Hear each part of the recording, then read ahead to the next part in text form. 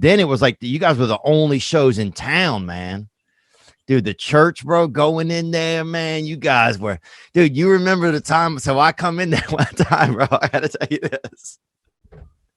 And good to see you today, man. I didn't realize how much seeing your face was gonna make me so happy. That's what I said to you. I go, I've been doing this the last 3 Saturdays with different comics. It's Saturday. Right now, we would have been in a fucking hotel room thinking about our lives, thinking about the 2 shows tonight. Who's going to drawing pictures of cocaine? I used to draw pictures of cocaine on the fucking little pad by the bed with the pen. Bro. Jesus Christ. You know how hard it is to draw cocaine, bro?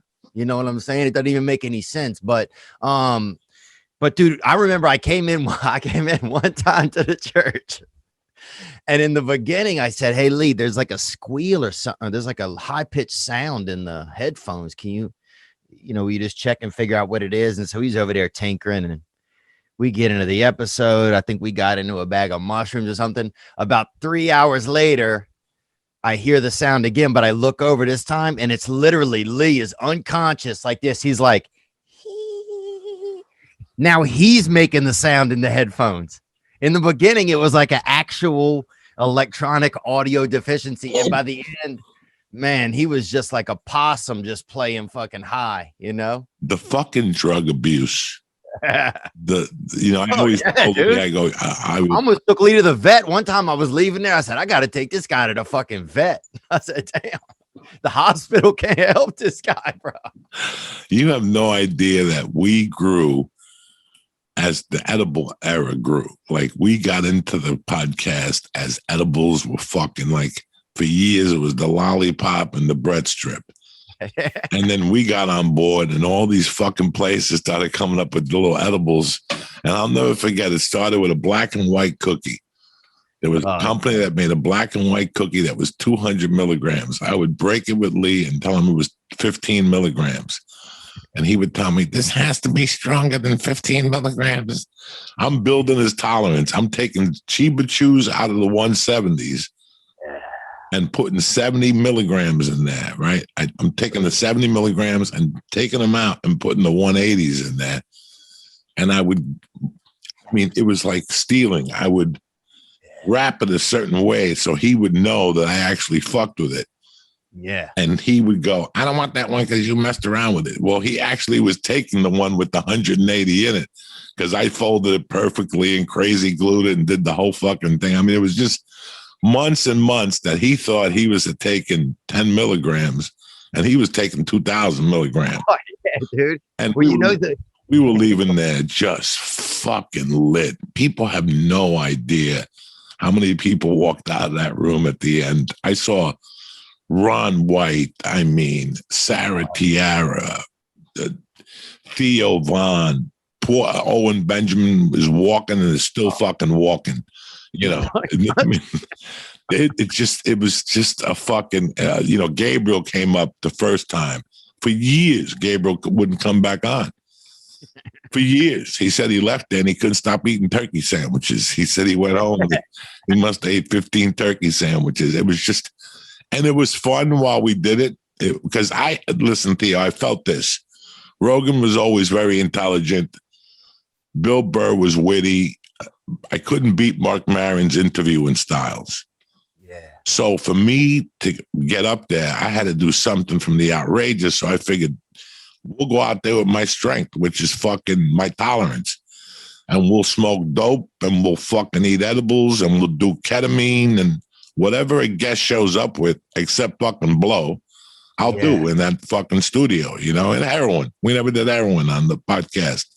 I remember one time I dropped a bud of reefer in pee. I had it in my sweatshirt, and the bud, the canister fell out of my pocket, and the 2 buds went into the pee, and I took them out and saved them.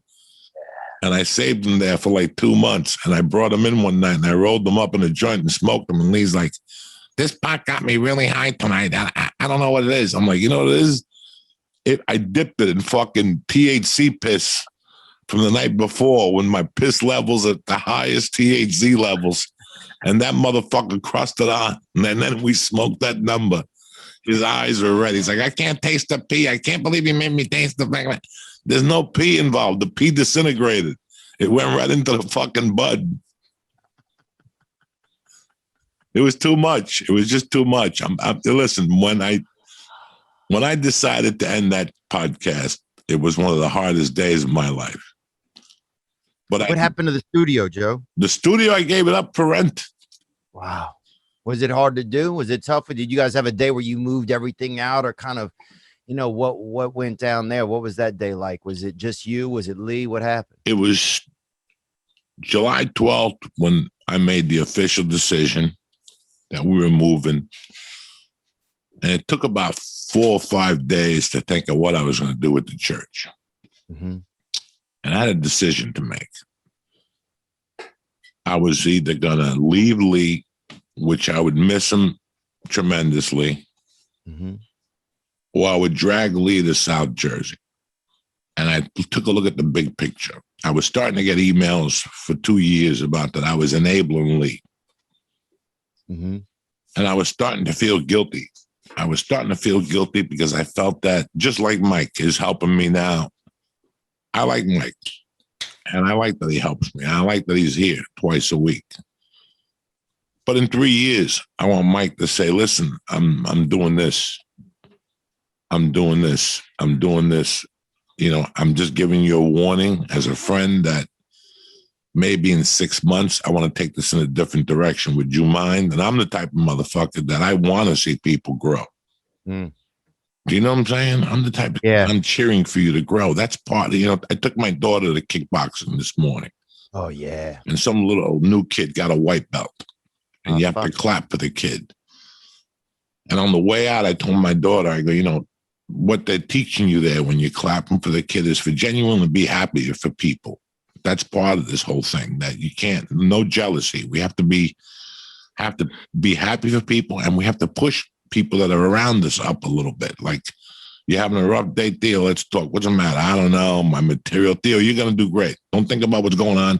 Just go up on stage. Next thing you know, Jeff Scott, RIP's calling Theo up, and you go up there and kill, and you fucking destroy. I just lifted you. I just told you it's going to be okay. Before we go on stage, that 1 minute before we go on stage, we get hit with every doubt that we can in the world. Every doubt, you know. All kind of stuff fly in my head. I shouldn't be in the same room with Bill Burr. I went to prison. I'm not a good joke writer. This guy's way better than me. You know, you get all these doubts in your head. Then you got to pick yourself up. That's what I'm there for.